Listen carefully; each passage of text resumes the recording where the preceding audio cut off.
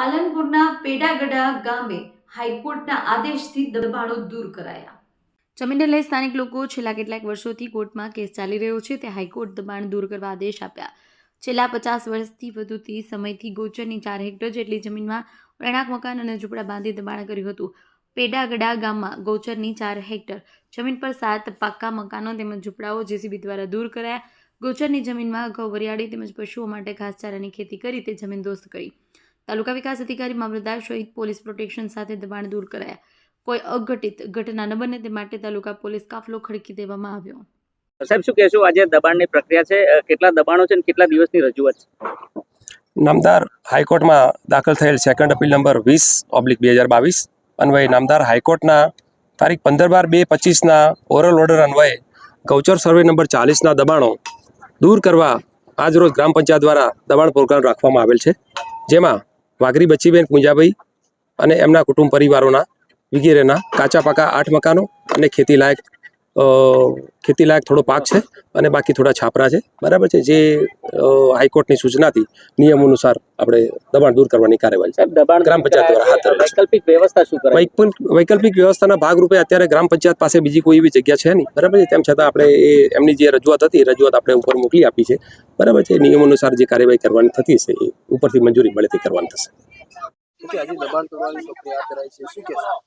સાહેબ અમે એમ કહી મારે હાઈકોર્ટમાં અપીલ ચાલતી હતી, પછી એના પછી અમારો અપીલ 15/12 અમારી અપીલ ડિસમિસ કરી તો અમે સુપ્રીમમાં ગયા। સુપ્રીમમાં કેવું એમ હતું અને 15/12 સુનિતાબેન અગ્રવાલનો લેટર આવ્યો હતો કે ભાઈ તમે આ મારી સહી બી નથી અને આ ખોટું રીતે હુકમ થઈ ગયેલો છે, બરાબર, પણ તો તમે હાઈકોર્ટમાં અપીલ દાખલ તમારો સરકારી નિગલનો વકીલ, તમે ગરીબ પરિવારના હોય તો તમને સરકારી વકીલ બી મળી શકે છે, આ મંજૂર। અને તો સુપ્રીમ કોર્ટે બી એવું જ કાગળ આપ્યું કે તમે હાઈકોર્ટમાં જઈ શકો છો, તો હું કાગળ બતાવવા છતાં મારું કાગળનું કોઈ માન્ય રાખતા નથી। હાઈકોર્ટના અંદર શું ચુકાદો આવ્યો છે અને કેટલા મકાનો છે? હાઈકોર્ટના અંદર તો અમારો 7 મકાનોનો ઓર્ડર આવ્યો છે, એમને 7 મકાનો નોટિસ આપી હતી અમને। કેટલા સમયથી અહીંયા અમે 60-70 વર્ષથી સાહેબ રહીએ છીએ અહીં કણે રોડે તક કશું નતું। 7/12માં ઉતારામાં નામ, પાણીપત્રકમાં નામ, પછી 1987માં જમીન ફાળવી હતી, એ વખતમાં ડોશીને પટ ભરવાનો હતો, ગામમાં ડોશી પટ ભરવા ગઈ તો પટ લેવા દીધો નહીં, કારણ કે પટ ભરશે તો કાયમી થઈ જશે, એટલે પટ ના લેવા દીધો અને મૈસૂર વેરામાં ઉપરદંડની પાવતી લીધી, કારણ કે પાવતી દમણ વેરાની લીધી, એટલે ડોશીમાં તો અપમ હતા, એમને કોઈ માહિતી પડતી નથી, એમને તો એમ જ હતું કે 7/12 ઉતારામાં મારું નામ છે, પાણીપત્રકમાં મારું નામ છે અને દંડની પાવતી મારા આવી ગઈ છે તો મારી જમીન મારી છે, કોણ મારા પાસે કોણ લેવા આવે છે, બસ કર્યું છે બધા ગોમાળો જ કર્યું છે।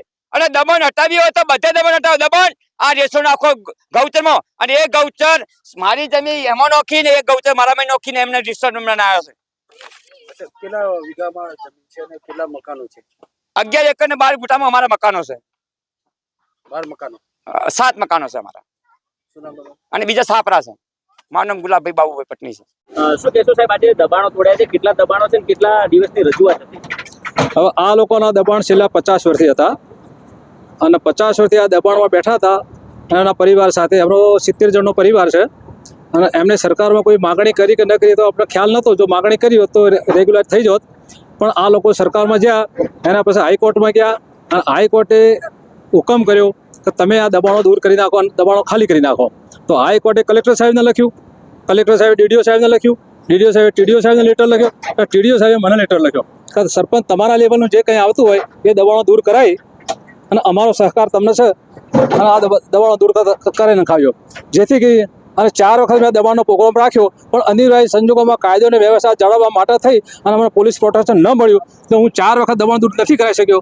આ 5મી વખત મને દબાણ દૂર માટે પોલીસ પ્રોટેક્શન મળ્યું, એટલે આજે પોલીસ પ્રોટેક્શન, ટીડીઓ સાહેબ, તમામ વહીવટ કરતા અધિકારીઓ હાજર રહી અને એમની નિગરાની હેઠળ આ ટોટલી દબાણ દૂર કરવા છે। આમાં તમામ મકાન જમીન દોસ્ત કરી નાખ્યા છે અને ભવિષ્યમાં આ લોકો જમીનની માગણી કરશે તો મારી સરપંચ તરીકે ફરજમાં આવે છે, હું એમના સાથે રહી અને એમના પ્લોટોનો વ્યવસ્થા કરાવડાવીશ અને ઉપરી અધિકારીને પણ હું રજૂઆત કરીશ। દૂર કરાય છે એના પહેલા આ લોકોનું વૈકલ્પિક વ્યવસ્થા શું કરાય? વૈકલ્પિક વ્યવસ્થા માટે ઉપરી અધિકારીને જાણ કરી હતી, પણ અમારા ગામમાં વૈકલ્પિક વ્યવસ્થા માટેની જમીન છે નહીં, ટોટલી જમીન ગૌચરની છે અને ગૌચરની જમીનમાં બેસાડવાની મને સત્તા નથી, એના માટે પણ અમે ઉપર રજૂઆત કરશું અને સરકારમાં બી લખશું। કેટલા એકરમાં દબાણ હતું અને કેટલા મકાનો પડ્યા? આ 4.5 હેક્ટરમાં દબાણ હતું અને 4.5 હેક્ટરનું દબાણ અમે અત્યારે ક્લિયર કરાવ્યું છે. 7 મકાન હતા, પાકા મકાન, 10 એક કાચા છાપરા હતા, એ ટોટલી જમીનદોસ્ત કરીને ખાયા છે. સાહેબ લોકોનો આક્ષેપ છે કે સરપંચ દ્વારા બોર કરી આપવામાં આવે છે, તો સરકારની ગ્રાન્ટમાંથી બોર કરાયો છે? સરપંચે કોઈ બોર કરાયા જ નથી. લોકો તો કહેતા હોય, હું તો એક દાતા તરીકે જાણે રિટાયર થયા પછી જે હતું એ દાતા તરીકે લોકોના કામ કરતા, કોઈ આવતો તો 25 રૂપિયા આપણે આપતા, એ શું ઉપયોગ કરીએ એ મને ખબર નથી. શું નામ આપનું? મેં પરબો બી બનાવી છે, હવાડા બી બનાવે છે, ગામમાં બધું બનાવે છે, મેં શૌચાલય બી બનાવ્યા, લોકો બધાને મદદ કરી છે. મેં શું નામ આપનું? સુરેશભાઈ ગઢવી, સરપંચ પેડાગડા.